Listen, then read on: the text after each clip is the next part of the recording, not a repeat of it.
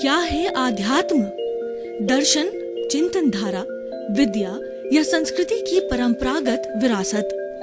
आध्यात्म दर्शन यानी जीवन का शाश्वत सत्य। मानव जीवन से जुड़े शाश्वत सत्यों को जानिए और समझिए उपासक डॉक्टर सोहन राज तातेड़ से हमारे खास कार्यक्रम आत्मविज्ञान में। आत्मविज्ञान यानी सही दृष्टि, सही सोच। भाइयों और बहनों, मातृशक्ति को नमन। चैनल 24+ न्यूज के आध्यात्मिक कार्यक्रम आत्मविज्ञान साइंस ऑफ द सोल में आपका हार्दिक स्वागत है, अभिनंदन है, सत्कार है। इस कार्यक्रम के तहत हम आपको सही दृष्टि, सही सोच, राइट विजन, राइट थिंकिंग की ओर ले जाएंगे और आपको अल्टीमेट ट्रुथ बताएंगे। What is the ultimate reality? Who are you? From where you came? From where you are to go? What is the nature? What are the rules of the nature? सब चीजें आपको बताएंगे। सनातन सत्य क्या है, कुदरत का कानून क्या है, आप कौन हो, आपको क्या करना है और क्या छोड़ना है, क्या लेना है, इन सब बातों का स्पष्टीकरण हम आत्मविज्ञान में करते हैं। और इसके अंदर सैकड़ों एपिसोड्स के माध्यम से प्रतिदिन आपका ब्रेन वॉश करके आपको बताएंगे कि आप एक अच्छी इंसान बनो और आपका ये भव भी सुधर जाए और अगला भव भी सुधर जाए। ऐसी प्रक्रिया आपको बताएंगे। तो इसी क्रम के अंदर आज हम बहुत सुंदर विषय इससे जुड़ा हुआ ले रहे हैं। वो विषय है चार गति। भाई और बहनों, बहुत ही सुंदर विषय है कि हमारा जो ये जीव है, हमारी जो आत्मा है, ये चार गति में भटकता रहता है। चार गति 84 लाख जीवा योनि ये पूरा बना। चार गति कौन सी होती है? नरक गति, तिर्यंच गति, मनुष्य गति और देव गति। और 84 लाख जीवा योनि, इन चारों में उत्पत्ति स्थान है, जहां पर that is the origin of the taking birth. वो मैं आत्मा की संख्याएं नहीं बता रहा हूं, मैं जीवों प्राणियों की संख्या नहीं बता रहा हूं, वो तो इन्फिनिटी है। ईश्वर को भी मालूम नहीं कि सृष्टि के अंदर कुल कितने प्राणी हैं, पर चार गति मालूम है, 84 लाख जीवा योनि है। ये हमारे भारत के हर धार्मिक ग्रंथ के अंदर लिखा हुआ है, हम मानते हैं। चार गति। अब ये नरक गति कैसे मिलती है? ये गतियां कैसे मिलती है? इस जीवन के अंदर हम किस तरीके के कर्म करते हैं, उसी के अनुसार हमारा अगला गति का बंध होता है। और ये शरीर हम कितने वर्ष तक भोगेंगे, ये आयुष्य कर्म हम साथ में लेके आए। निश्चित समय पर, निश्चित टाइम के, एक सेकंड क्या, पलक झपे जितना भी वो आगे पीछे आयुष्य नहीं होगा। और इस आत्मा को उस पर्टिकुलर समय के अंदर ये शरीर छोड़ना पड़ेगा और इस शरीर को जला दिया जाएगा और आत्मा जो दूसरे शरीर के अंदर जन्म ले लेगी। अब नरक गति कहां पर है? ये चारों गतियां हमारी सृष्टि के अंदर है, हमारी इस पृथ्वी के ऊपर है। नरक गति के जो जीव होते हैं वो हमारे पृथ्वी के भीतर अंडरग्राउंड जो है पाताल लोक है, पाताल लोक मान लीजिए, उस पाताल लोक के अंदर नरक गति है। ये 7 तरह की नारकी होती है।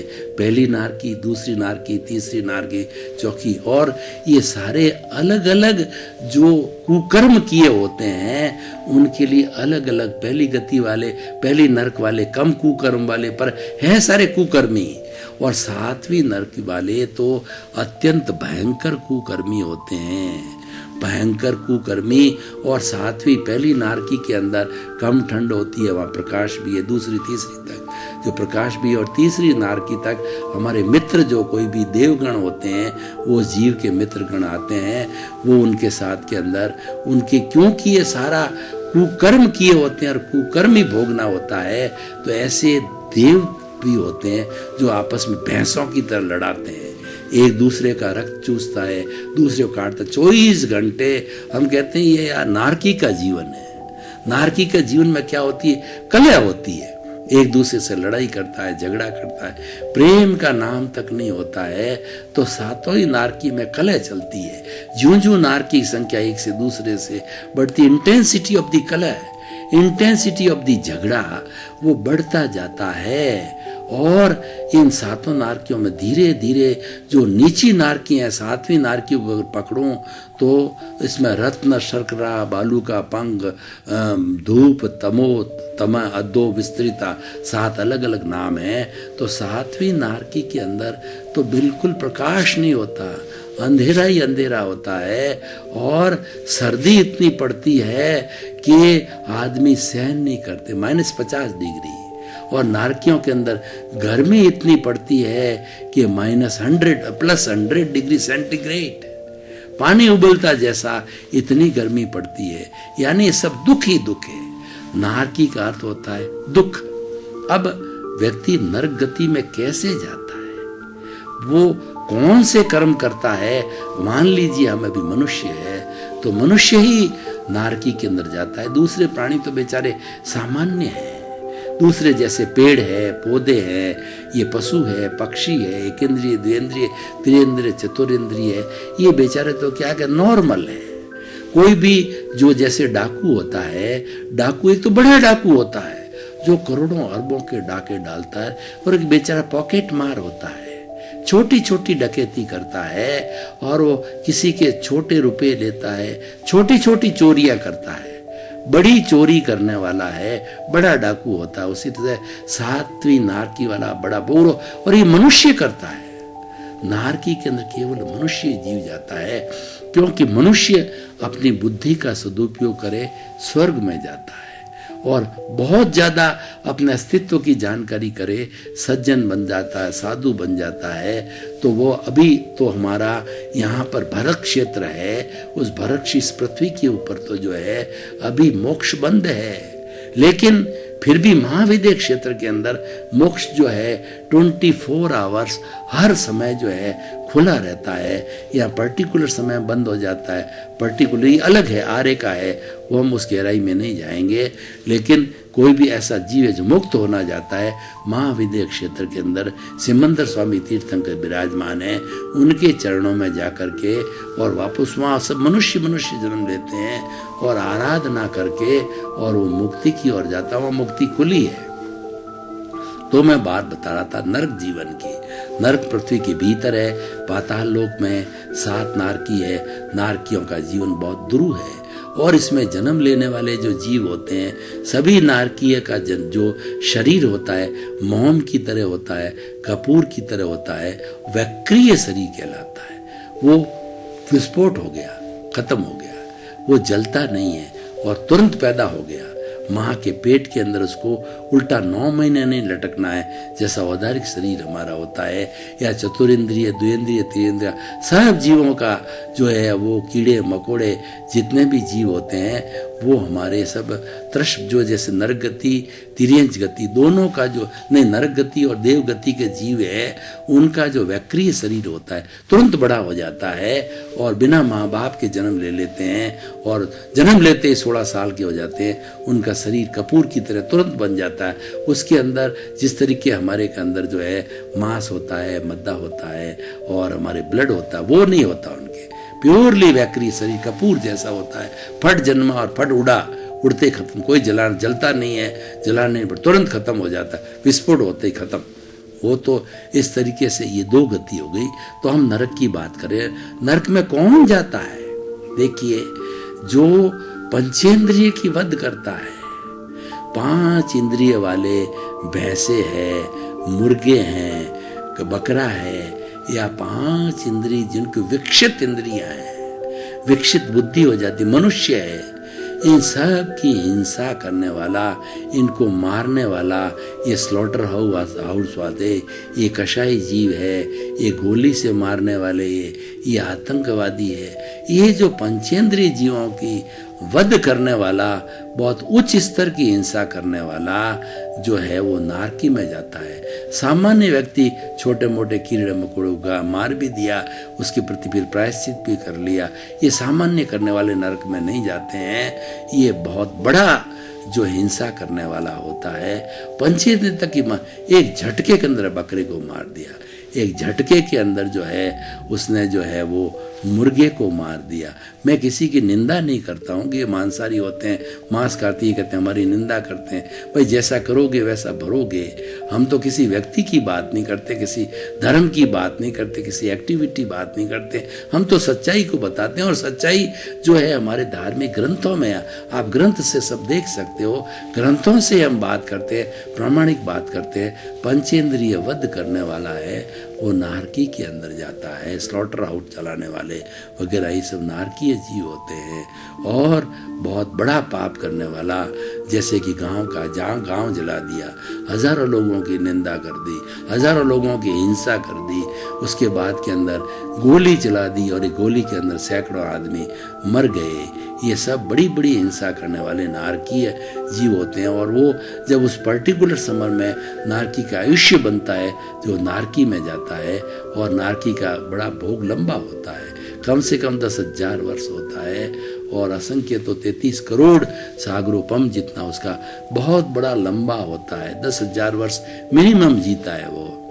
इस तरह से ये नरक गति है। दूसरा, तिर्यंच गति के अंदर पशु पक्षी, पेड़ पौधे, ये सारा जो हमारे सामने संसार, जो जितना पर्यावरण दिखाई देता है, जितना सृष्टि दिखाई देती है, ये सब तिर्यंच गति है। ये तिर्यंच गति कब मिलती है?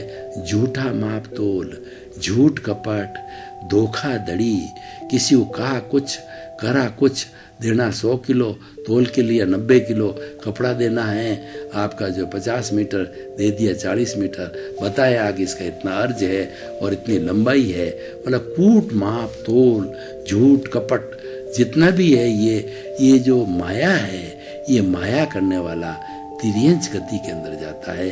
तिर्यंच गति में जो आपको बताया कि एकेंद्रिय, द्विंद्रिय, त्रियंद्रिय, चतुरेंद्रिय, पंचेंद्रिय, पशु पक्षी वगैरह, मनुष्य को छोड़ के सारा जो है ये तिर्यंच गति है। मनुष्य की गति अलग होती है। नरक गति, तिर्यंच गति, मनुष्य गति और देव गति। तिर्यंच गति में सारी सृष्टि आती है।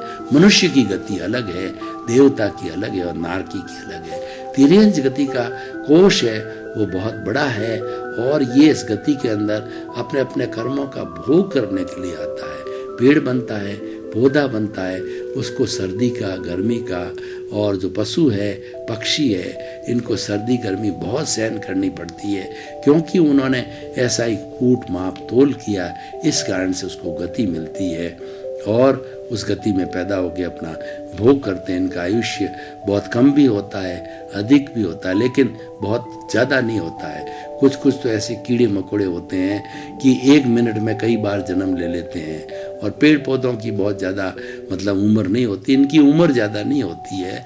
मनुष्य जैसे 100 साल जी सकता है, पेड़ होता है कोई हो सकता है 100-200 साल, बरगद का पेड़ है जी सब सामान्य, जो जैसे कि गाय की बहुत जो है उम्र कम होती है, भैंस की उम्र कम होती है, वाइल्ड एनिमल्स की उम्र कम होती है, थोड़े साल में 10, 20, 25, 50 साल के अंदर चले जाते हैं। और इस तरीके से इसकी आयुष्य लंबा नहीं होता है। आयुष्य लंबा होता है नरक गति का, और जो है वो देव गति का आयुष्य होता है। मनुष्य का भी 100-125 साल ये होता है, और उतना ही तिर्यंच गति का तो और भी कम होता है, क्योंकि इसमें असंख्य जीव होते हैं। एकेंद्रिय से पंचेंद्रिय तक ये खाता बहुत लंबा है, खाता बहुत बड़ा है, झूठा माप तोल करने से जाते हैं। और तीसरी होती है नरक गति, तिर्यंच गति, मनुष्य गति। मनुष्य गति सबसे अच्छी गति गिनी जाती है, क्योंकि मनुष्य इस सृष्टि का सर्वश्रेष्ठ प्राणी है, और मनुष्य ही मुक्ति जा सकता है। ये गति सबसे अच्छी क्यों जा सकती है कि इन सब चक्कर को, 84 का चक्कर है ना, इस चक्कर को काटने वाला सिर्फ केवल एक मनुष्य है। क्यों? कि मनुष्य गति के अंदर उसको जो है संपूर्ण 5 इंद्रियां मिलती है, और उसकी बुद्धि श्रेष्ठ होती है, और मन अच्छा होता है, और उसका चित्त अच्छा होता है, उसकी प्रज्ञा अच्छी होती है, उसकी आत्मा समृद्ध होती है। मनुष्य जो है इस सर्वश्रेष्ठ व्यक्ति का प्राणी है, वो चिंतामणि है, वो पारस रत्न है, वो कामधेनु है, तभी वो मुक्ति जा सकता है। सबसे अच्छी मनुष्य गति बताएगी। और 4 बातें हमारे धार्मिक ग्रंथों में दुर्लभ बताई गई है कि मनुष्य जीवन का मिलना अति दुर्लभ है। हमारी जो ये वैदिक परंपरा है कितनी स्ट्रिक्ट है, 9 भाव तक सुकृत करते रहोगे तब वो 8 भव तक सुरक्षित करते हो गए तो 9वें भव के अंदर मनुष्य जीवन मिलता है। कोई गड़बड़ हो गई, चूक हो गई तो फिर 99वें भव के बाद के अंदर मनुष्य जीवन मिलता है।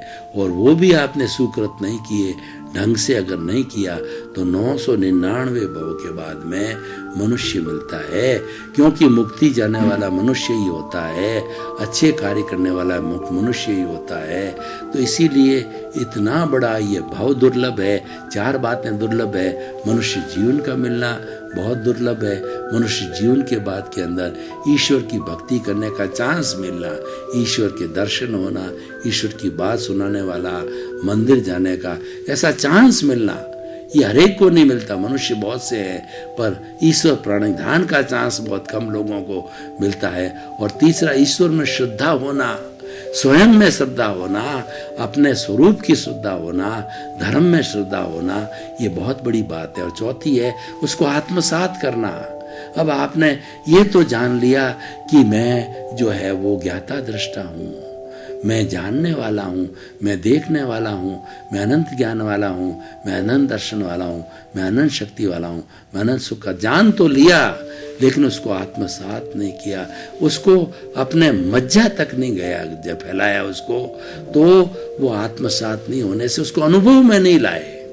चीज अनुभव में आनी चाहिए क्योंकि केवल ज्ञान अनुभव से होता है। और जब व्यक्ति को सच्चा ज्ञान मिल जाता है, ज्ञानी मिल जाते हैं, उसको जो महात्मा बना देते हैं, ज्ञान दे देते हैं, तो ज्ञान देते समय में 100% प्रतीति पैदा कर देते हैं ज्ञान वाले व्यक्ति को कि नहीं, तुम तो वास्तव के अंदर एक आत्मस्वरूप हो। ये प्रतीति बैठ जाती है, ये भीतर जो है वो एक बात पक्की बैठ जाती है, कोई संशय समाप्त हो जाता है कि तुम आत्मस्वरूप हो। क्योंकि अहंकार विलय हो जाता है, कर्ता भाव समाप्त हो जाता है, वो अकर्ता हो जाता है, अहंकार विलय हो जाता है, नए कर्मों का बंधन ही होता है। प्रतीति बैठ जाती है कि तुम तो आत्मज्ञानी हो, आत्मा हो। और उसके साथ साथ में ज्ञान के साथ साथ में 15%, ये मनुष्य होने की बात कर रहा हूँ, 15% जो है उनको जो जागृति पैदा कर देते हैं कि जो है अब तुम हर वक्त जागृति, हमने बीज बो दिया है, अब जागृति आप बढ़ाते रहो, हर वक्त चिंतन करो, 24 घंटे भेद विज्ञान करो। शरीर अलग, आत्मा अलग। मैं तो आत्मा हूँ, शरीर के अंदर बैठा हूँ पर फिर भी अलग हूँ। शरीर तो मेरा पड़ोसी है, ये करने वाला है और ये भोगने वाला है, और मैं अलग हूँ। मैं तो जानने वाला हूँ, मैं तो देखने वाला हूँ, मैं तो ज्ञाता हूँ, मैं तो दृष्टा हूँ। क्या देख रहा हूँ? मैं तो इसको दे रहा हूँ। भगवान महावीर की 12.5 वर्ष की जो तब अपने बुद्ध को 12.5 वर्ष की तपस्या में उन्होंने सिर्फ अपने पुद्गल को देखा, अपने शरीर के एक ही परमाणु को देखा, ये क्या कर रहा है। देखते रहे, कर्म शरीर को देखते रहे, कर्म शरीर को धुनते रहे। जब उसको देखते रहे तो कर्म शरीर में निर्जरा होती गई। देखना संवर है। भगवान महावीर की 12.5 वर्ष की साधना संवर की साधना थी, इसलिए निर्जरा उसके साथ में जुड़ी रही। और 12.5 वर्ष की अवस्था के अंदर सारे कर्म के परमाणुओं को धोया, सारी अशुद्धि को साफ किया, सारे कषाय राग द्वेष को साफ किया, और साफ करके वो जो केवल ज्ञानी बन गए और फिर सिद्ध मुक्त हो गए, तीर्थंकर बन गए। तो ये मनुष्य जीवन में होता है, ये सारी बातें मनुष्य जीवन में होता है। तो मनुष्य अगर सदुपयोग करे तो अच्छी गति को दुरुपयोग कर सकता तो नरक में ही जा सकता है। मनुष्य 4 गतियों में जा सकता है, नरक गति, तिर्यंच गति, देव गति, तीनों गतियों में मनुष्य जो है हरेक में जाता है। और बाकी पेड़ पौधे बेचारे उसी के जन्म वहीं के वहीं जन्मते हैं, क्योंकि बुद्धि है उनकी डेवलप्ड नहीं है, वो कहाँ जाएंगे, ज्यादा सोच ही नहीं है। वहीं पे पेड़ है तो वहीं पर खड़ा है, सर्दी पड़ गई तो उसने सहन कर लिया, गर्मी हो गई तो सहन कर दिया। हमने कार्बन डाइऑक्साइड छोड़ी, उसने लेके भोजन बनाया और भोजन लिया, अपन को छाया दे दी, समय पर फल दे दिया। बस इतना ही काम कर सकता है, क्योंकि वो एकेंद्रीय है, हम पंचेंद्रीय है। उत्कृष्ट बुद्धि है हमारे पास में, और जिसको ज्ञान मिल गया फिर तो कहना ही क्या, मोक्ष की नींव लग गई, वो मुक्ति भी प्राप्त कर सकता है। और अच्छे कार्य करके मुक्ति नहीं जाता है, हर अच्छा कार्य करने वाला इंसान इतना पुण्य जब संचय कर लेता है तो देवलोक हाजिर है। और पाप बहुत ज्यादा पंचेंद्रिय वध करके पाप इकट्ठे करता है, नारकी, एक्सट्रीम नारकी और एक्सट्रीम जो हमारा देवलोक, और सुपर एक्सट्रीम है वह हमारा मुक्ति है, वो मनुष्य जा सकता है। और तिर्यंच गति में कूट कपट करता है तो तिर्यंच गति में जाता है। ये मनुष्य जीवन बहुत उपयोगी है। वो सब जगह 84 लाख जीवा योनि में भटकता है, 4 गति में भटकता है। तो मैंने नर गति, तिर्यंच गति, मनुष्य गति, देव गति सबकी बातें करी। और मनुष्य गति कब होती है? सरलता, किसी को दुख न देने की प्रवृत्ति, सबका भला सोचने की प्रवृत्ति, पॉजिटिव थिंकिंग, नेगेटिव थिंकिंग में नहीं जाना, धर्म ध्यान करना। ऐसा व्यक्ति जो प्रसन्न रहता है, औरों को भी प्रसन्न रखता है, अपना परिवार का दायित्व अच्छा करता है, धोखाधड़ी नहीं करता, सरल रहता है। हो गई भूल तो प्रायश्चित करता है कि भाई मेरे से गलती हो गई, क्षमा करो, क्षमा करो। To err is human. मनुष्य गलती का पुतला है, लेकिन जो गलती का एहसास कर लेता है, दूसरी बार गलती नहीं करता, वो मानव है। हर बार गलती करता रहे, वो दानव है। और गलती करे ही नहीं, ऐसा इंसान भगवान है, वो देव गति में जाता है। और हर बार बड़ी बड़ी भारी गलतियां करने वाला नरक गति में जाता है। तो सारा कानून कुदरत का हमारे सामने है। हम जो कुछ भी मनुष्य जीवन में कर रहे हैं, ये लेकर के आए हैं, ये कर्म हम साथ में लेके आए हैं। तभी ये नरक गति, तिर्यंच गति, मनुष्य गति, देव गति में भटक। भाइयों, मैंने खोल खोल करके आपको बताया, ऐसा करोगे तो ऐसा होगा, ऐसा करोगे तो ऐसा होगा, जैसा बोओगे वैसा पाओगे, जैसी करनी वैसी बननी। अब निर्णय आपके हाथ में। बहुत बहुत धन्यवाद भाइयों आपका कि आप हमारा ये साइंस ऑफ द सोल, ये हमारा आत्म विज्ञान आप सुन रहे हो, आप इसको समझ रहे हो, तो आप इसको समझते रहिए, देखते रहिए। आपके कर्मों की निर्जरा होगी, आपको अच्छी अच्छी चीजें मिलेगी।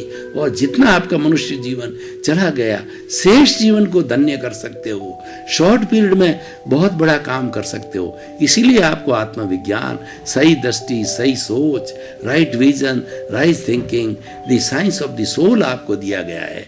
तो इसी क्रम में ये सुनते रहिए और आपने अपने जीवन को धन्य बनाइए। आपके प्रति मंगल भावना, शुभकामना। आत्मविज्ञान में आत्मविज्ञान यानी सही दृष्टि, सही सोच।